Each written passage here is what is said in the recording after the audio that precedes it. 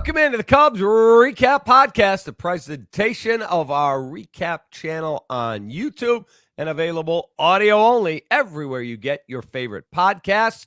With Gordon Wittenmeyer, my partner, I'm David Kaplan. All right, Gordon, let's get right into this. We could start with the phenom. Shohei the money. Shohei the money, leaving the Angels. Shohei Ohtani headed to the Dodgers. $700 million, 10-year deal, and he deferred 68 each year for 10 years, which, as one executive said to me today, it's laughable that people are actually thinking he came up with this concept. He did not. It was a way for his agents to A, hit the $700 million number, and B, it's a tax avoidance thing in the state of California. And he said the state of California will go after him because it's a clear tax dodge. We'll see if it works. That's 10 years down the road. Nobody cares. Your thoughts on Ohtani to the Dodgers? I'm interested in that tax thing because not a few years back, probably about 20 years back, states started going after high-paid athletes and charging them based on, coming up with really convoluted tax laws that charged them based on how many games they played in that state. So I'm interested to see if this challenges some of the BS that represents, maybe. But anyhow, doesn't matter. The deal, it's a fascinating deal because whether Shohei came up with this or his agent or whatever, this is the deal that by all accounts they presented to each team involved with him. It allows, in the case of the Dodgers, for sure, to definitely go spend a bunch more money on other players during the time he's going to be playing for them. And the thing that it does, nobody disputes this. I don't know any team that was involved that wasn't willing to do this because you're paying a fraction of the amount of money because it's all future money. If you make 10%, I saw some analysis of this. If you make 10%, if the Dodgers were to make 10% each of the next 10 years on that money, which is a modest return, I think it winds up being worth something like 173 million, something like that. I don't know what, but it's a fraction of the 700 million. But it does go into the books as a record contract. They get to say that. It's still tons and tons and tons of money. He makes tons and tons and tons of money on endorsements. So exactly what he makes in baseball doesn't really matter. And this guy has not played on a winning team in his life. This is what he chose. And also, I think you made this point. It also almost all but assures or sort of validates what we all thought. He was always going to go to the Dodgers. Always. That's what this one executive, who's a friend of mine, said. Dude, listen to me. There were a lot of teams that would not have done that deal because in the end, he said, I don't care if it's 10 years down the road, you still are on the hook for $700 million. That's the amount of money he is going to get. He said that's one. Two, he was never going anywhere but the Dodgers, and teams got tired of being used as a stalking horse. Just get the Blue Jays or the Cubs or the Giants or the Yankees or the Mets to say they do it, and we can keep driving the money up on the Dodgers. Cap, if first of all, it sounds like this formula was probably a rare case where the money was on the table before discussions got deep on the other issues. Usually it's the other way around. Usually the serious money doesn't get talked about till the end, like the final dollars. But I don't know a team that wouldn't sign off on this. The Giants said they offered us exactly the same deal, and we said, yes, we'd agree. He comes to you with this, it winds up being in real money, a fraction of the 700 in terms of what you wind up paying. Don't you at least have to listen? If you're interested in what do you mean a fraction? You have to pay $700 million. I understand that, but it's in tomorrow's dollars, 10 years, so what? 10 to 20. So what? Gordon, if your wife walked in right now and said, Gordon, I found this incredible house 2 miles down the road. It's Did you not listen to what I said? And we only have to pay the same amount right now for 10 years. In 10 years, you still got to pay for the godforsaken house. So in the meantime, this money that you're not paying him on that contract, you're investing, you're using it for something else. It's worth, by the time you're paying him. You get 1 year, and then you have to make a $44 million escrow payment every year to MLB. You're not taking the rest of the money. And that's still a fraction of the contract. You're still making money on the money you're not paying into the escrow, into his bank account. It's still a fraction of the 700. Yes, you have to pay 700, but in the meantime, all that money you're not paying him the first 10 years, you're making money off that. So by the time you're paying him $68 million a year, you might have maybe you have $90 million a year, that the equivalent of $90 million a year, because you've made money on it. Now you're paying off of that. Anyway, you get what I'm saying, is that it's not no matter how you break it down, you're not paying the equivalent of $700 million over the next 10 years. You're by the time you pay this off, the first 10 years, the 10 years that he's playing for you, you're going to wind up paying is a fraction of the 700 million in today's dollars, in real dollars. Yeah, if I had been an owner, and I'm not blessed to be, would have loved to have been. My brother and I's dream was to own a team together. Now look, the Dodgers have an $8 billion TV deal. They can do what they want. If I owned the Cubs, the White Sox, you name the team, I would not have done that deal. Would not. For a number of reasons. He's a wonderful player. This has nothing to do about Shohei's abilities. He's had 2 elbow surgeries. I don't know how many years he can pitch. I don't know if he can get back on the mound and be super effective. Till I see it, he had another elbow surgery. I don't know. Is he a great hitter? Yeah. Can I monetize him with sales? No question about it. That's the other thing that I didn't mention. Yeah. $700 million for a freaking DH? No thanks. I wouldn't do it. Okay. And I said that before the Cubs were out of it. I would not do it. Again, it's not the equivalent of a $700 million deal over the next 10 years. It's just simply not. What is it? Maybe it's a $400 million deal. Maybe you got to give $44 million a year to the escrow fund starting next year, a year from now. But you don't have to give 70 in any of those years. No, but I'm writing a check, which most teams can't do. So call it 46 off the top. Call it $46 million a year. Call it a $460 million contract. We all thought he'd get at least that much, didn't we? Mm-hmm. You were in for that, weren't you? Again, I've been clear from the get-go. He doesn't play third, first. He's not one of 3 high leverage relievers I need. He's not a number 1 starter for at least a year, maybe. No. Yeah, and somebody's got to go back to some of our past podcasts and get you just raving about go for No, what I said to you always was, look, that's not my money. That's Tom's money. If Tom could do it, shit, I'm going to sit in the bleachers, have a beer, and cheer for Ohtani in a Cubs uniform. If I was the owner with this team, no, I would not do it. So what are you going to do? This team has maybe the best. It does, in my estimation, it has the best middle infield in the National League, if not baseball. It's got a Cy Young contender in the rotation in Steele, plus enough depth that if you had another front line guy, you should be a competitive for any division. Well, their division for sure. You should be competitive for a division title if you had another frontline starter. Mm-hmm. You've got pretty decent catching. Hey, they went out and got Jorge Alfaro today on a minor league deal. Yeah, that's a joke. They haven't done anything on a major league free agent deal yet. But all these left-handed bats that you need. Soto's gone. Ohtani's gone. The kid from Korea, Jung-Hoo Lee's gone. And so, that Bellinger, you go get Bellinger. Now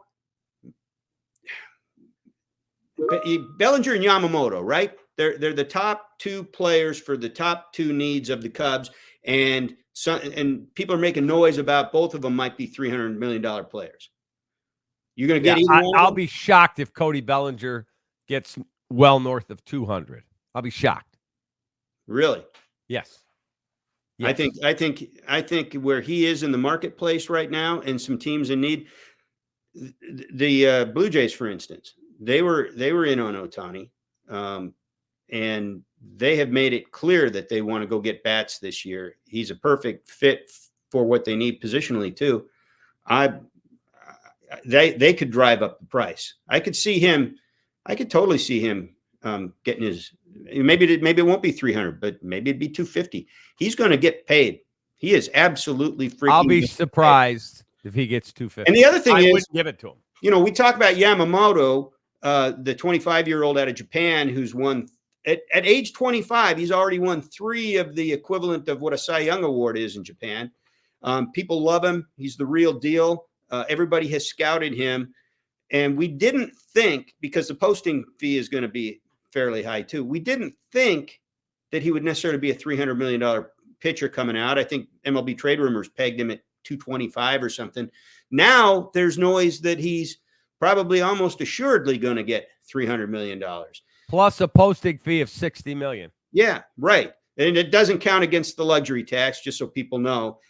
So cost of doing business, whatever. If the Yankees, big deal, you know, you can pull that out of your small change wallet. But the point is, some of these players that are left, because of where the marketplace is right now and how many teams still want to win and how many big market teams are still out there, shoot, the friggin' Dodgers had Mookie Betts, Freddie Freeman, and Ohtani, and the potential catcher for Yamamoto, Will Smith, in the room for their meeting with him. They're dead serious about that. And we know how much money they're saving up front on Ohtani. So somebody's going to pay Yamamoto a ton of money. And I think when you look at the hitters market, Bellinger is sitting in a very enviable position right now with those other big lefty hitters off the board. And I think he will get paid one of those big time contracts. Let me ask you a question. If you were running the Cubs, that's the team we cover. If you were running the Chicago Cubs, would you give Yamamoto with posting fee $360, $370 million? If my guys told me what I'm hearing around baseball, that this guy's real deal and he's 25 years old, I would strongly consider that. I would go deep down the road on that. And I might give him the 300. Yeah, 300 plus the posting fee. The posting fee, I'm not even counting. You can pay that any goddamn way you want because it doesn't count against your luxury tax threshold. And we know that these big market teams are making tons more money than they're paying players for the last decade or 2 decades because of the way the CBA is written in the luxury tax threshold. That's nothing. In the scheme of this, big deal. If you're one of the big revenue teams, it's how you're going to fit the 300 in your luxury tax equation. And I think that the Cubs are in a position right now, and they've basically told us this. They've told us this sometimes in their words, and definitely in the fact that they went and got Craig Counsell and dumped David Ross. They feel that their window is now. And, you know, if that's the case, then you go get this 25-year-old. They don't come along very often, 25-year-old free agents. And I know he pitches, you know, they pitch once a week in Japan or whatever it is. They don't make quite as many starts. Every team has one day off a week there. It's so it would be the equivalent of kind of the experience of a 6-man rotation, but nobody throws 200 innings now anyway. If he throws as many innings as he did last year, which I think was 160-ish, 160 something, that's almost a workhorse in the big leagues these days. I think you can take that. I think if he performs the way people think he can, he is worth that money. Yeah, it would be really hard as I look up numbers here. It would be really hard for me to give a guy who A, has never pitched in a 5-man rotation, B, has never thrown a pitch in the major leagues, 300 plus the posting fee. Whether you pay that in pennies, whether you pay that on a credit card, you're still making a $360 million commitment. Let's back up. It would be difficult for me to do that. Back up just a minute, because you're right. He hasn't thrown a pitch in the major leagues, but he was in the World Baseball Classic. And so he faced a lot of major leaguers. So there is experience at that level. So you even, sample size or whatever, but you can take what he's done over his career so far and say, I think it's this. And then you can take this small sample size and compare it and say, yeah, and it played when he faced these guys. So I think that, I think that what you're talking about is essentially the one risk would be workload management. I mean, that's the risk. But any pitcher that you pay a 7-year contract to, a 9-year contract to, is always going to come with that risk. And it doesn't matter if his name is Max Scherzer, Garrett Cole, or Yamamoto. Correct, except Garrett Cole, Max Scherzer, Justin Verlander. Those guys have proven they can handle the rigors of an MLB season. This kid hasn't. Now, I'm not saying he can't. Look, go back and look at David Price's deal. It was good for a while. It was not. Ago. They would never do that deal again. Right. Never. Right. Mike Hampton years ago, one of the worst deals ever. But that's my point. They won the offseason, and in the end, the Cubs signed freaking Jason Hayward, what was it, 7 years ago, 2 days ago? And they would never do that deal again. Never. They won the offseason. Oh, boy. Cubs are all in. 184 for Jason Hayward. They beat the Yankees and the Cardinals and all these teams. But Cap, you can do that all day long. That's my point. That's my point. You can point at those contracts all day long and use them for reasons never to do it. And then if you never do it, and especially if you're a big market team that can afford to do it, then you will never reach that level. This is the cost of doing business. This is a cost of trying to win. This is the way the economics of the game are set up. You don't have to do it. Do you like the Dansby Swanson signing? Yes. Looks pretty good, right? Yes. So great. You like the Hayward signing? Not so much. But this is what happened. You like the John Lester signing? Yes. Yes. So you see where I'm going. This is and along the way, with John Lester and Jason Hayward on the books early in their contracts, that team won a World Series. It's the risk you take, and it's also the reward that you're seeking. This is, man, there's so damn, none of these teams that have whiffed on these contracts have wound up losing money, Cap. They're still making tons of money. So yes, you go do it. Yes, this is trying to win. It helps you sell tickets. You get fan bases excited. They want to watch the games. And if your scouts are right, and your trainers and your health people, all your medical staff, if they're right and they plan well, then you also make your team a hell of a lot better. Yeah, I would love to sit down and have Jed right there and go, all right, I got questions. I don't get that opportunity right now. He's gone undercover, and I don't blame him. So my thought is I do not want my favorite baseball team to panic. I don't think their window to, again, compete in the division. Yeah, the window. Who's panicking?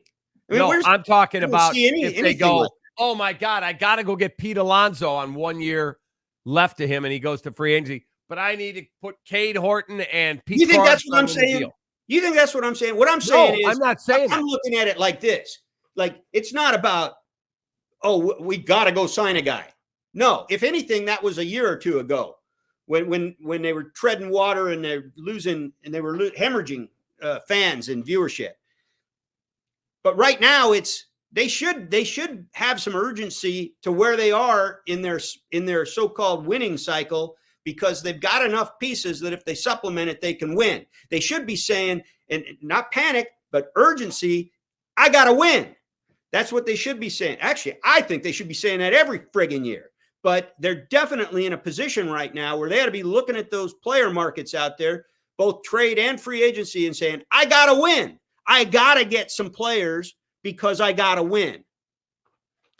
Yeah, I think that I did a lot of homework today. I believe that they are absolutely in on Cody Bellinger still. Doesn't mean they're going to get him. But I keep hearing that his price, Scott Boras has set, is so outrageous. That's why he hasn't signed, because teams are going, like you, dude. I could play you a little bit in right, a little bit in left, a little bit in center, a little bit at first, left-handed back, good guy, the whole thing. No, you're not getting that type of number from us. So does Toronto panic? San Francisco won't now because they signed the kid from Korea. I hate that word in this case. But money has to play out, right? The Blue Jays are in on Yamamoto. What if they don't get him? That changes the dynamic of their payroll. It changes. Right. And so maybe they don't get him and they feel, okay, we can afford Bellinger then. We can afford a higher price on Bellinger. Let's pivot to that as a priority. A lot of these teams, and we've seen it. We saw it with Ohtani, basically holding up much of the marketplace. The Soto trade held up a lot of the market. Once those deals got done, some things shook loose. And now I think when Yamamoto signs, you're going to see the pitcher market shake loose too. And all of a sudden, teams will be signing guys and trading for guys.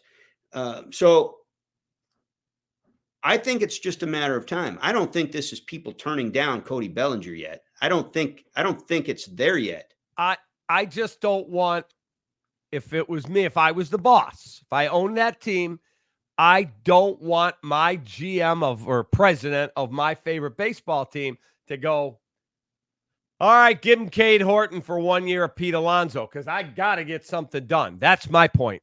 That's panicking. That would be, in my opinion, stupid. And I hear the Mets price tag to trade Pete Alonso is dumb. I'm not giving up 7 years of control of a guy who my internal scouting, not me, them, tells me he's a number 1 or 2 starter. Nope, not doing it.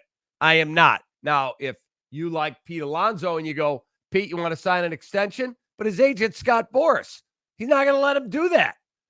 So if I can get Cody Bellinger at I don't like the reasonably fair deal, do it. But if you have a number, and this is how I hear Jed does business, here's what I will pay. All right, I got to go to there. Fine. I'm not going there. I'm not doing it because their window to win a World Series is not this year. Wow. If that's really the way he's thinking, then he may outthink himself into never winning another World Series. I don't know. I haven't gotten the chance to ask him. That is because it's not as easy as counting your beans and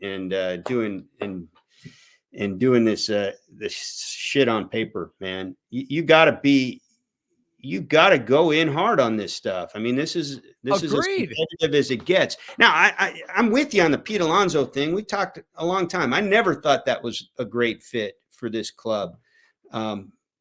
And we've also seen that the trade markets have been slow to move for good reasons. I mean, Soto got a pretty good haul. I'm told, the Dylan Cease asks are ridiculous. And that's why they've kind of. That's why the Dodgers have pivoted to glass now. Well, right. But the talks they're willing to give up a decent player or two for him. And then Tampa Bay might even pick up some of that contract because very little. I heard the Dodgers are going to take most of the 25. I would certainly hope so. I would certainly think so. But the fact that the Rays would pick up anything, it speaks to the value that they think they're getting in return, obviously. But Cease prices are high. Bieber hasn't moved yet. There's concern over his elbow. In addition to, they're going to want a lot for him. So we'll see this stuff. I mean, I wish selfishly for our purposes, right, that this was more like, NBA free agency, right? It's put a limit on time limit on it. Where you got to get something done day 1 or 2 or you're not getting guys. And then it's done. Okay, but let me ask you this. If you have Matt Shaw in your system and their projections are he's on a rocket ship to the big leagues. Okay, so maybe he's a year away. And they go, you know what? Rather than give Matt Chapman a 5-year deal, we're going to play Christopher Morel, who deserves an opportunity, and he's working hard at that position, third, in the Dominican Winter League. We're going to play him over at third. We'll play him there, put his bat in the lineup, because I'm tired. I thought you were going to pull of my favorite team going, Now we'll trade the young kid, and then I watch him playing really good effing baseball for Tampa or some other team that isn't going to spend big. And I go, we had that guy, like Jorge Soler. Why did I watch him hit 47 bombs for the Royals? He should have been here. Yeah, and he was a full-time DH there. That was part of it. But that's the risk you take, Cap, when you trade any prospects. And we can't get into this deal of you will almost assure yourself, if not never reaching your goals, of limiting your chances to reach your goals if you continue to fall in love with prospects and constantly put that timeline into the future. They're ready to win now. I think they're ready to win now. And I think that they're the Cubs in this ready to win at what level? They finished a game behind the Arizona friggin' Diamondbacks. And the Diamondbacks wound up in the World Series with an inferior depth in their rotation. There's no reason that a team like the Cubs that can catch the ball at key areas, that can pitch at the top of the rotation, and that in theory might have some bats for the middle of the order if they went big, shouldn't be able to advance in October. So the other side of this risk, yes, you risk if you trade prospects. Oh, I'm not giving up that guy because he's going to be worth all this for the 6 years of club control I have or whatever. Fine. But the other side, the other risk you have is that you finish one game short of an expanded playoff field like you did in 2023, or that you realize this guy that I put at third base every day, well, he looked great in winter ball, but he doesn't look great playing every freaking day of the week, every freaking week of the month, and every month of a 162 game season. So now I'm stuck and I got to go cover that somehow. How many positions did they have to cover last year because of those types of things? A handful of them. It wasn't just one either. So this is why when you're the Chicago freaking Cubs, you go get real players at these positions. Yeah, and I think they will make moves. I think they will upgrade their bullpen. I think they'll get another starter. Again, he may announce tonight that he's got Matt Chapman for 5 years and $100 million, and he got this guy for $300 million. Imagine that infield, Cap. I don't need to lock a guy up for 5 freaking years. His numbers were not great the last 2 months. If I think I got a kid 12 months away who's going to play every godforsaken day, there'd never be a ball get through that infield. I'm not so sure about that. I told you that last spring and you laughed at me. Now you're all in on their defense. I'm looking at the guys on the board, and I don't think 5 years is crazy. I mean, it's not going to be 5 times 30. All right. We'll see where that thing goes. I want them to spend. They have the ability to spend. My whole point in this is do not trade your top prospects for 1-year rentals. Like if you had said, hey, they can get Juan Soto and it's going to cost you Cade Horton, Pete Crow Armstrong, and your 18th ranked prospect, I'm not doing it. I'm not. For 1 year, that's a stupid panic move. Period. Then go sign some free agents. We'll see what's out there.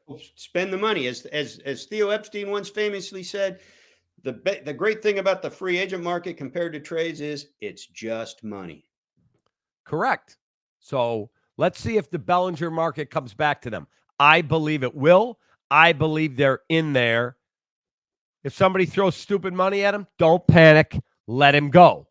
But if the money's close, if your budget is here and he gets here and he wants to come back, then move up. If it's up there, don't panic. Don't do something where 2 years from now you're like, oh, this guy's hitting fucking 190. Jesus Christ. And we've got 6 more years with him because Gordon said we had to have him. No. Yeah, that's how it's going to go down. They're going to say, Gordon says we got to have this guy, so let's go panic and pay him.